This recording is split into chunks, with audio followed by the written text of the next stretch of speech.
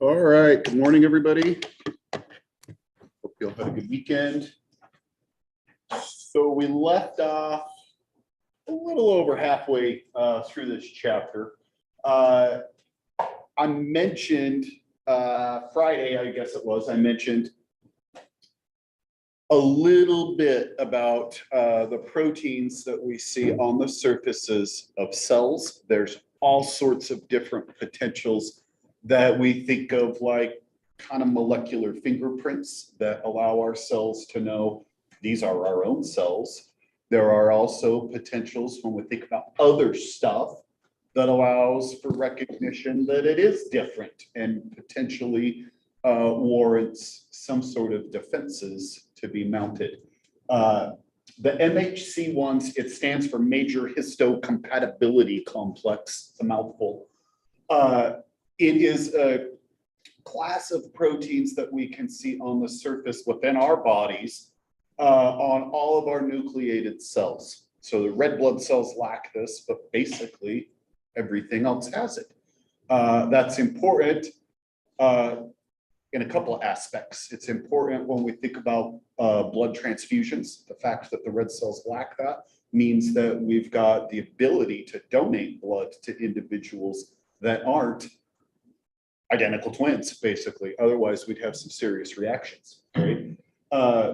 The others, the fact it's on all of our other nucleated cells sets the stage for surveillance, and it also causes some potential issues when we think about organ transplants, because those tissues do have nuclei, and in turn, our body sees that as being foreign. And so we typically try to wipe out those responses so that we don't reject those organs, reject the liver or whatever it is that was transplanted. That sets the stage for other issues, because now you're downgrading your surveillance mechanisms, and it opens up avenues for all sorts of other potential infections that should be detected no longer are being detected. So it kind of just depends on the circumstances. So we've got two different situations happening up here. The top one is a normal activity where these natural killer cells, these guys right here, are doing the surveillance. They're moving through the body, checking cells to basically see you're my own. And as they look at this, there's specific proteins on the natural killer cells and other proteins on our nucleated cells, the MHC1s, or what we're talking about on our nucleated cells. This green guy on the natural killer cell recognizes, makes contact, if you will, with our cells as they're doing the surveillance. Just look at it, all right? And if it notices the MHC1, the inhibitory receptor, basically, as we're calling it, recognizes this and says, you're fine. Go about your business, all right? And nothing happens to these cells. That's what we want to have happening in a normal situation. Down below, there are a handful of things that natural killer cells get stimulated by, but it truly is our own stuff, our own cells, I should say, that get messed up somehow, where now they're no longer behaving like they truly should. Virally infected cells are good ones for the natural killer cells to recognize. We also think about things like cancerous cells, where they're growing and they're growing unchecked. Basically, the markers that they may be expressing on their surfaces are typically going to be altered, oftentimes considerably, lending to those natural killer cells the ability to recognize these things, both of which were our own cells, but something's messed up with them, all right? So the virally infected cell, as it gets in there, basically the MHC1s that are being expressed on the surface get downregulated or altered, potentially no longer stimulating this inhibitor portion of the natural killer cell, and instead it's the other bit, the activating molecule, or the activating receptor, excuse me, recognizes the activating molecule cell, and in turn stimulates that natural killer cell to kick it into action, to start doing its job of, well, as the name implies, killing. So in this case, and we'll see some details with it, there's all sorts of substances that the natural killer cells are bringing into the table, digestive enzymes, substances like perforin, similar, we mentioned a little bit about complement, perforating or poking holes in these cells. It's a similar enzyme that these guys are releasing that causes a similar sort of damage in these cells, but these are our own cells. And it drills holes in them and causes them to basically die. We can see that fragmenting, blowing it apart, and in turn, those cells, in this case, the virally infected cells, the natural killer cells recognize and try to take them out of commission before that cell's able to let that virus have its way with it, replicating and releasing more virus. That's really what we're hoping to drive a wedge in and prevent, well, more cells from becoming infected that way. And there's other mechanisms, as we showed, where cells receive some signals and basically prepare to deal with those virally infected cells as well. But the natural killer cells are another leg that helps to deal with that. So here's a boatload of natural killer cells, and you can see the nuclei in these guys are humongous, little bit of cytoplasm, and it's kind of granular. As you're looking at that, more digestive enzymes, lysozymes, full of all sorts of things. And in this case, it's the perforin granules that we're kind of looking at within here that would drill holes in those cells and ultimately cause their lysis. So we've got, well, technically a handful of things that we're looking at. The first blood smear shows, if you were looking at a smear under the microscope, you're going to see massive amounts of red blood cells, which we can see all over here. That's going to be the most dominant thing you're seeing. Then you start seeing stuff that's probably going to be a little more interesting because we've got some actual color, we've got nuclei, we've got all sorts of different shapes with this as we look at it. Not that the red cells aren't kind of impressive to see, but I think this stuff is definitely a little bit better. So as we look at this, there are a couple of different things on here. We've got our big convoluted nuclei in this white blood cell. This is a PMN or a neutrophil. You can also see the cytoplasm in here, very light or kind of lavender colored granules within there. We don't have other ones that allow for a comparison, but we have seen some last time, all right? A lot of monocytes, and these monocytes, you can see there aren't big granules like you can see on these guys. Big nucleus, all right? We've got another little dark guy right here. This is probably a lymphocyte, so a T or a B cell. As you look at these guys under the microscope, you really can't tell the difference between them, all right? But similar like that, all right? Big nucleus, smaller. The monocytes are considerably larger, all right? So that's my guess with that. Another neutrophil up here at the top, right? But it's these guys, these monocytes in our circulation that will move out of the circulation into our tissues. That's the next image as we move over here. As they leave the bloodstream, they differentiate depending upon where they go within our body. We sometimes give them different names, all right? But they're still macrophages, all right? With the job of doing surveillance within the tissues, seeking and destroying these foreign invaders as they pull them in and phagocytize. We'll see an image of that in just a second. They also serve a role, and in this process of doing surveillance, they serve a role of telling other cells what's going on. So they may engulf something, and in turn, if this guy were a T cell, that macrophage would stimulate the T cell to come over to it, would show what's going on, just as we saw in that video last time that, well, that was a dendritic cell that was kind of showing all sorts of things as antigen presenting, but macrophages do a similar thing and do a little show and tell and potentially stimulate the respective T cell to mount a response, calling in other cells. So we'll go through more details with that as we progress along. This image, there's a lot of stuff going on here, and it also is similar to what we saw last time in that video. So with that, there's a lot of issues that happen when foreign invaders make their way to our body. In this case, we've got a cut, we've got a wound that has stimulated our response, and part of that inflammatory response is a mechanism to help get these immune cells to deal with the foreign stuff that was introduced or inoculated into that wound.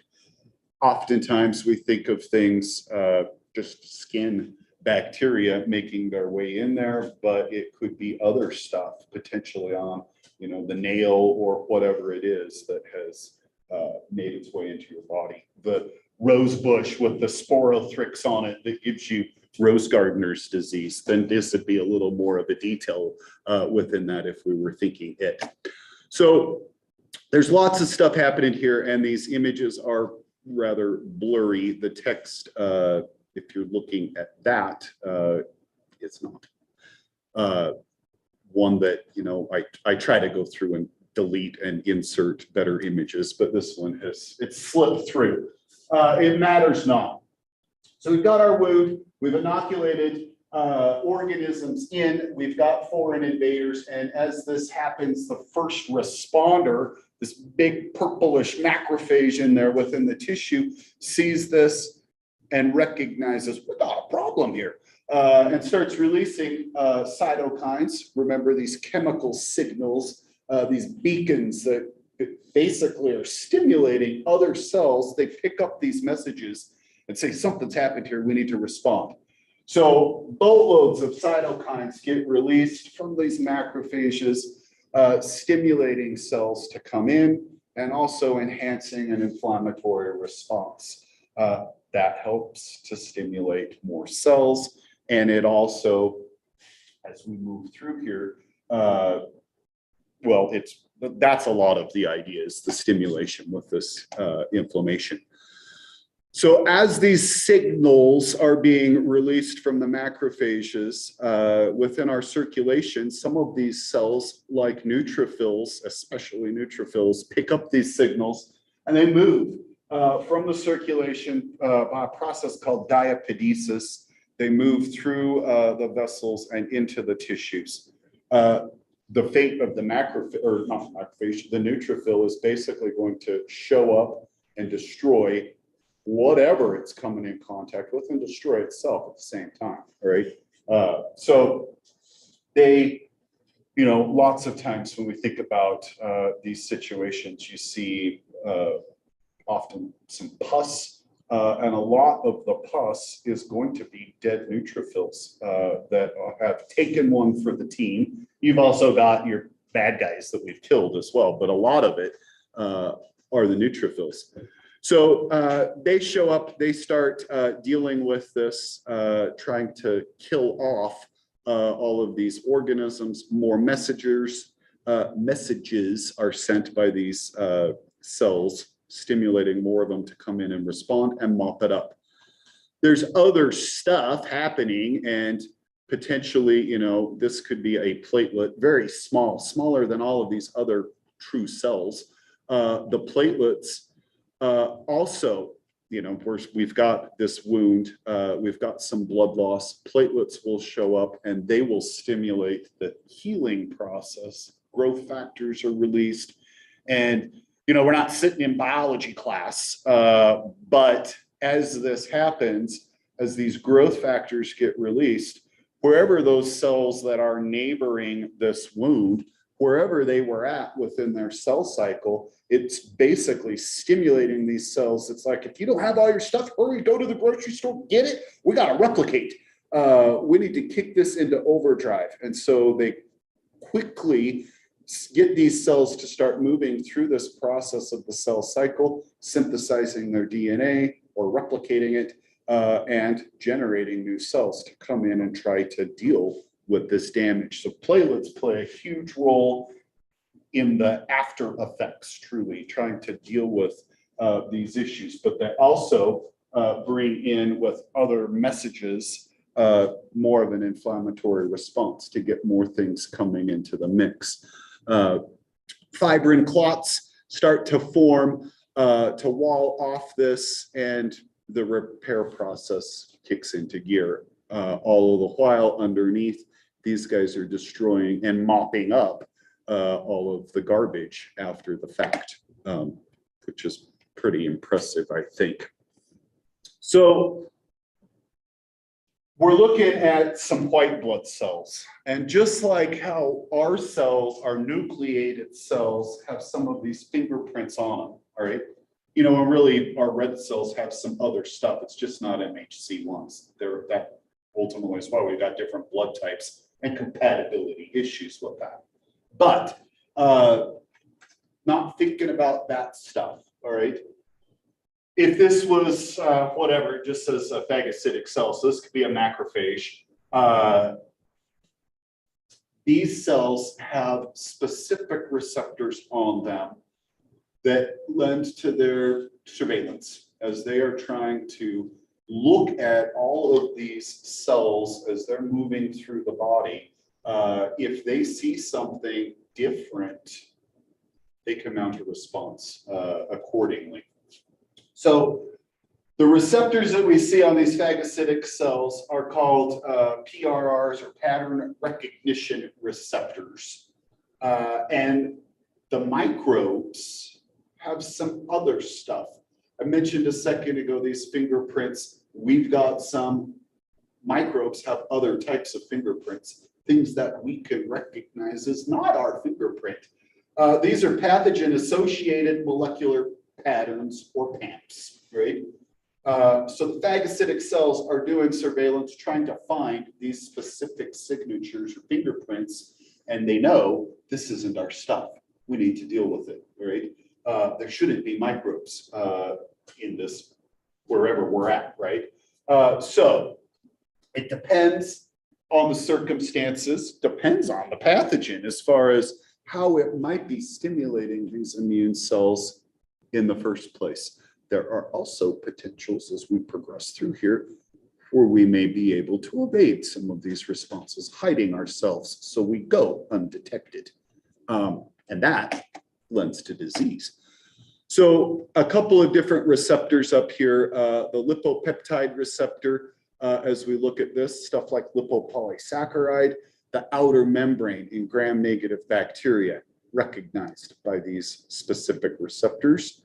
That stuff's foreign, right? We don't want that. Flagellin by this receptor, bacterial flagella, can be detected. Not all bacteria have it, but those that do might be able to be detected this way. And then this other one, the peptidoglycan receptor. So recognizing cell wall material of the bacteria, also foreign, right? And these receptors, all of them can make recognition. And if they do, they can start stimulating with the release of cytokines, other cells to come in and recognize. We found these bad guys, let's do something about it, all right? There's other potentials with viral infections, and we can make recognition that way as well. We already talked about the natural killer cells as a mechanism of some of those virally infected cells, but these other phagocytic cells can recognize similarly, all right? So in all circumstances, with the contact with these receptors, it stimulates, and we can see here within the sphagiosome, we pull in something, whatever it might be, the entire organism or a fraction of that, and can recognize. So in this case, pulling in something, in this case, nucleic acid receptor, that would have been on the surface, right? And as it makes contact, it pulls it in within the vesicle, the phagiosome, and with that, may potentially do other things. And in this case, we can see this interaction where it's bringing it in. All of these in this diagram are mechanisms where we may be pulling things in. And in this case, this bacterium being engulfed or phagocytized, it's made contact with this phagocytic cell, this macrophage, that's pulled it in, right? And wants to destroy or to degrade this foreign substance. So as this happens, it's within a vesicle, within part of the plasma membrane of that macrophage. We call that bacterium in the vesicle. It's now within this phagocytome. That phagocytome fuses with a lysosome. The lysosome's full of all sorts of digestive enzymes. And at this point, we call it a phagolysosome. Sometimes in biology books, they call it a secondary food vacuole. Same stuff, same crap, right? These guys, once they fuse together, the lysosome basically dumps all of these digestive enzymes, all of its contents are bathed over the bacterium and it destroys it, it degrades it. And now we've got this vesicle full of whatever dead bacterium it was, all right, blown apart, and it moves toward the membrane and is released as degraded wastes. That's part of it, all right? And that process would be happening as we're moving through and doing this surveillance. There are other circumstances where this macrophage gets stimulated and in turn wants to do some show and tell, right? There are all sorts of different ideas that macrophages can do. And in some circumstances, they're just out here doing the surveillance, feeding, and destroying. They also may do some show and tell, right? So in those circumstances, particles from these digested microbes don't just get dumped to the outside as throwing your trash out. Some of them fuse with major histocompatibility complexes, but these aren't type 1s, these are type 2s. This is the show and tell protein for the macrophage or other antigen presenting cells. Dendritic cells do it too. So these guys will take a little fragment of that bacterium protein, typically something that we would call antigenic, something that can stimulate a response that we can recognize as being wrong and want to do something about it. They take that fragment and they incorporate it with the MHC2 proteins that are being produced inside of the macrophage. They link together and then they move to the membrane of the cell and get linked up on the outside. Now it's got all of these proteins with little fragments of whatever we were looking at in here that we've destroyed, showing these pieces to the outside, and hopefully T cells come and see what's going on, right? That's who it wants to do show and tell to. As it does that, that stimulates those T cells to mount different types of responses, right? Dependent upon what's being shown. And this bacterium, we could imagine having dozens or hundreds of different things that might stimulate an immune response, from peptidoglycan to the flagella or other substances that our cells might say, these things are really very different. That's going to help to mount a good response, right? So more than just showing one little piece, we try to show as many pieces of this bacteria as we can. So any sorts of mechanisms that we could use to combat it are activated, right? The one piece that stimulates one cell is going to set a specific course of action, but another piece may set a completely different response, right? We, as I've said, kind of talk about, you know, these responses as separate things, and we'll continue to discuss them separately, but keep in mind, you try to get as many things working for you as you can to ensure your success, right? Your health. I've got a couple issues with this, but I'm not gonna let it bother me too much, all right? So this image here, cutaneous leishmaniasis. Leishmaniasis is a parasitic infection from a flagellate called Leishmania tropica. There are a handful of Leishmania parasites. There are a good number that cause skin infections, and there are a handful that can cause some visceral infections. So deep tissue or organ involvement, all right? Different species, but kind of similar manifestations. It just depends on if we stay localized in the skin or move deeper, all right? There's lots of stuff that I'm kind of, whatever. This image right here is a macrophage, right? And one thing that I think is super impressive and also disturbing is the fact that these macrophages are the cells that should be destroying things, but not always. And in this case, the Leishmania parasite gets into the macrophage and it lives and it replicates and it destroys the macrophage and it goes on to continue infecting more macrophages like that. So impressive in the fact that the cell that should be killing it is now basically turned into a little factory producing more of these Leishmania parasites. When they get into these cells, we call them amastigotes. They're kind of oval shaped protists within our tissues.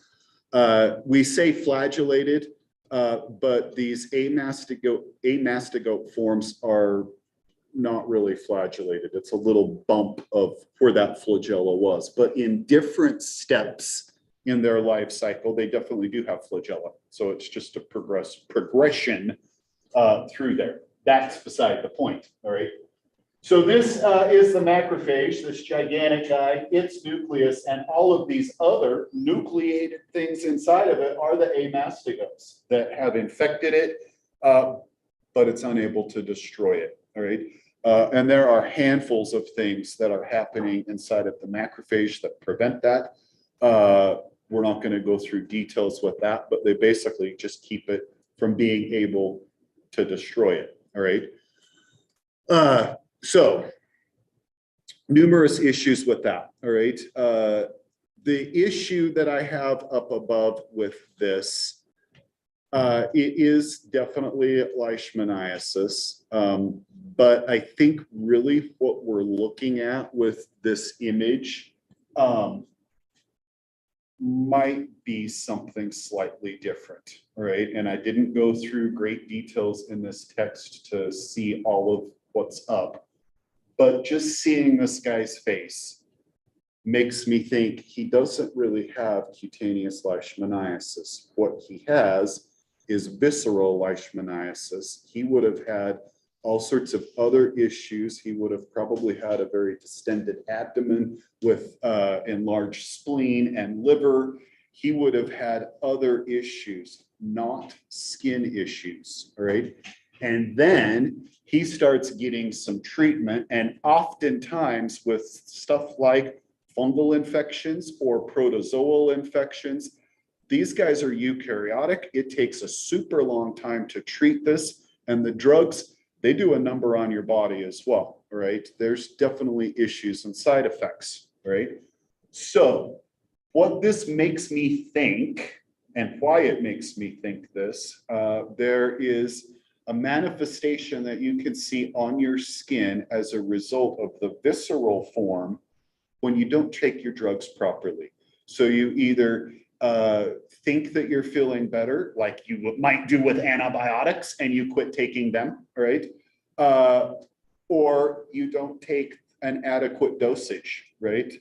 So there can be issues with that as well. Not a full dose of the drug, or not taking the full course of the drug, which could be months that you're dealing with this, right? It results in a skin disorder called post-cavitary Kayla azar dermal leishmanoid. That's a huge mouthful, all right? But it gives you these crazy skin manifestations, all right?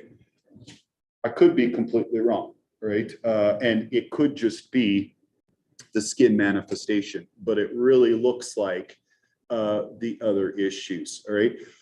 With the cutaneous leishmaniasis, oftentimes you see like open sores, these lesions, we call them a cutaneous lesion or a cutaneous sore. They're big and ulcerated, all right?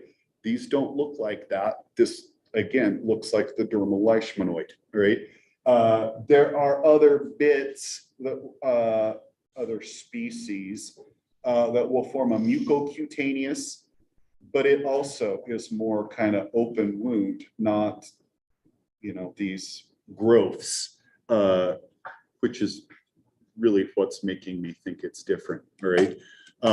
So that really matters not with what we're looking at right here, all right? So this one is a little easier to see. Mast cells, there's all sorts of ideas with these, and they have some similar properties like macrophages and some different ones as well. So they can detect injury to adjacent cells, and in doing so, can stimulate an inflammatory response, releasing histamine. That stimulates inflammation, and in the case of this, we may like that. In the case of an allergic reaction, stuff like hay fever, mast cells play a huge role in that, and they release histamine, and you feel the ill effects, the allergic response. In the case of a wound, it's a different story, but similar processes occurring, all right? So these mast cells release their cytokines. Histamine stimulates more blood flow, so you can see our vessel here gets considerably larger. It causes vasodilation.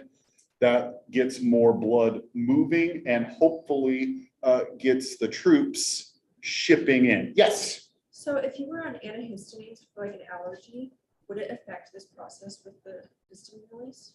I think definitely. If you were taking, so you got an allergy, you're taking antihistamines, and then you get a cut, those mast cells aren't going to do their job in this situation. You're going to have other things. The macrophages can still stimulate some of that. Histamine is not being released by the macrophages, so you're still going to stimulate some inflammatory response, but definitely not as dramatic as you would if the mast cells were able to do their job. So yes, it would down regulate that for sure. So if it's doing its job properly, these mast cells release these substances that stimulate vasodilation. It enhances the likelihood that our white cells are able to show up and respond. I mentioned those neutrophils moving through the vessel through diapedesis. That's what it's trying to show us right here. They basically squeeze right through and get into the tissues. And as we said before, once they get there, their job is to destroy them. Neutrophils will phagocytize, as we see here, but they also can just dump their contents. Other granulocytes, eosinophils or basophils, they don't really phagocytize. It's more dumping their stuff to the outside. And those cells could be showing up as well. But again, the dominant amount are neutrophils. 50% or so of the white cells are neutrophils. So you'd expect a massive amount of these guys to be showing up. There are other potentials within our body where we may try to mount a response and wall something off to keep it from proliferating or spreading. Granulomas are where we try to wall something off, maybe calcifying as well, not in this case. So this tubercle, it's a granuloma with a patient that's got tuberculosis. The bacteria are within here, all right? And as it's been kind of walled off within this, it's alive, but it's not doing as much damage as it could be if it weren't in this granuloma, right? This also sets the stage for issues in treating people with TB. You can treat with antibiotics, and it's pretty effective at treating the bacteria when they are visible, if you will, right? But when they're covered in a granuloma, our own reaction to wall them off, those bacteria are very, very hard to treat that way. And Mycobacterium, like the Leishmania that we saw just a second ago, Mycobacterium also like to live inside of macrophages. And in your lungs, the macrophages are called alveolar macrophages. And those alveolar cells, alveolar macrophages, engulf the TB bacteria, but they don't destroy it, and they live on inside of them. So there's multiple mechanisms where TB tries to circumvent our responses, whether it be our own immune response or throwing antibiotics at them. There's a handful of ways that they try to sidestep that. Interesting and disturbing, right? And with that said, it does require lengthy antibiotic treatment, and there are huge issues with non-compliance because of that fact. And it sets the stage for other issues like multi-drug resistant forms and other things, all right?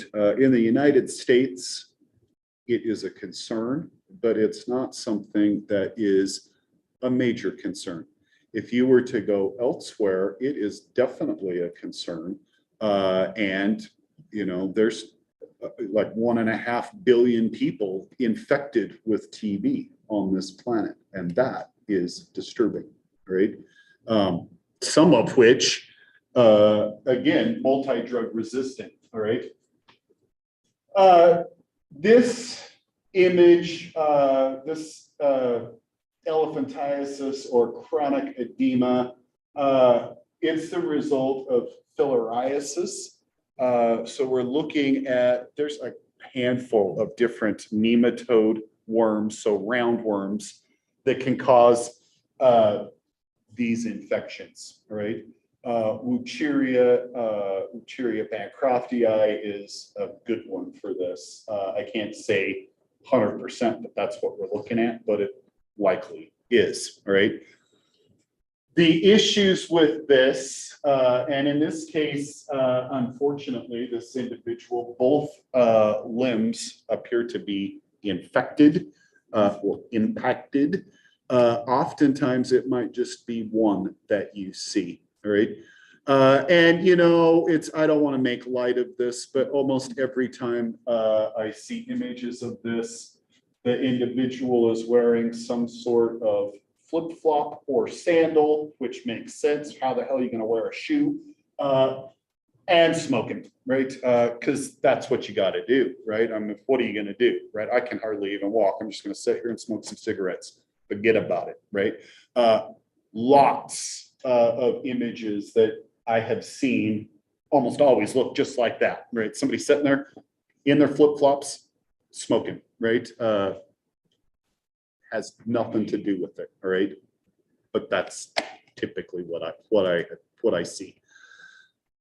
So what's happening in these circumstances, and we will mention some more details with this much later on, but the nematodes, the filarial worms, get into the body and they cause some blockage within the lymphatic system. The lymphatics are our body's drainage system, and it's a one-way flow, right? So as we block these channels, the lymph is no longer able to move from the appendages. So typically it's the legs that we see, but arms also can be impacted. Depends a little bit on some of the species as far as some of the details with that, right?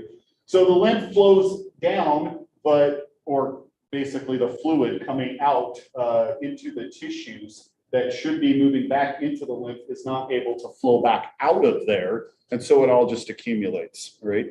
And as this happens, you get some serious edema. You get all sorts of issues, all right? So filariasis is really this big, thick, or not thick, big inflammation that we see with it. The elephantiasis, and we oftentimes use them kind of interchangeably and look at that and say elephantiasis, probably because the first thought in your mind is that dude's leg is as big as an elephant's, right? But that's not really what we're talking about, all right?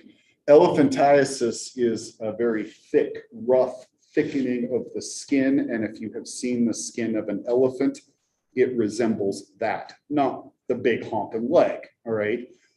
Which we all kind of just use interchangeably and think elephantiasis, massive leg, right? Really, it's thickening of the skin. I don't, looking at this, necessarily see anything that I would say is that, all right? It's filariasis, all right? But another one, but I'm not going to get bogged down with that. There are some differences, all right? And definitely issues that we can see with this, all right? There are, I mentioned the Wucheria, onchocerciasis can cause some elephantiasis. It can cause some similar things like this. It causes other issues. You can see some nodules where the filarial worms are, usually near lymph nodes, but it also can cause blindness. This one, if it's Wucheria, doesn't cause those issues. So enough of that. We will think a little more about some of these nematodes later on. I feel like I could talk about them all day long, but I won't, dang it. So there are more than just thinking inflammation as being important when we're thinking about an immune response. A little bit of inflammation helps to get those troops motivated and get them to show up to the site. Another thing we think about would be ramping up the temperature. Fever is a pretty good mechanism to create an inhospitable environment for those microbes, sometimes making us feel pretty crappy as well, all right? Little bit of a low-grade fever technically is kind of good for your body to help get rid of those potential organisms. Super high fever, that's a different story, all right? So the hypothalamus is basically like our body's thermostat. And there are different chemical messengers that may stimulate that thermostat to get cranked up, all right? Really kind of depends, all right? So up at the top, we could see some exogenous pyrogens. A pyrogen is a fever inducer. I think of pyrogens and pyromaniacs. I think of fire, right? So pyrogens stimulate that temperature to get ramped up, all right? These things, lipopolysaccharide is the LPS, also can stimulate that. So the leukocytes can recognize these things. They can release some endogenous pyrogens, so stuff that our own cells are creating, all of these different cytokines, interleukins, interferon, and tissue necrosis or tumor necrosis factor, tissue necrosis in this case. And then what is this, prostaglandin, I believe. All of these acting upon that thermostat, the hypothalamus, and ramping up the temperature, right? Bacteria, I mean, lots of things don't tolerate increased temperatures. We want to stay right around 37, all right? Nice and happy, all right? And we go through all sorts of details thinking about homeostasis and keeping it maintained like that. But ramping the temperature up a bit makes it so that the bacteria that also might be doing their best work at 37, all of a sudden, you ramp it up a degree or so, and they're no longer able to do their job or not very well, right? And you ramp it up a little bit more than that, and potentially you wipe them out, all right? Potentially, all right? But the idea really is to just kind of slow down, right?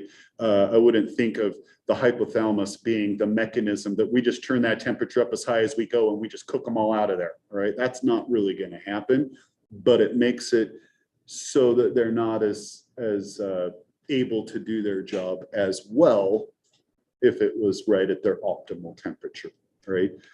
That's the idea. So that, I'm going to stop with that, but I'm going to tell you one quick thing, thinking, you know, the thermostat, ramping that temperature up. There are definitely things that, you know, we may find ourselves and we're like, that's just too hot, right? You go to lava, you get in the hot pools, and there's probably one that you're like, that's just too stinking hot, right? Too much, right? Or, you know, I remember years back, we were on a trip to California, we driving through Vegas, which I recommend if you're going to Vegas, just keep driving, right? It's probably for the best.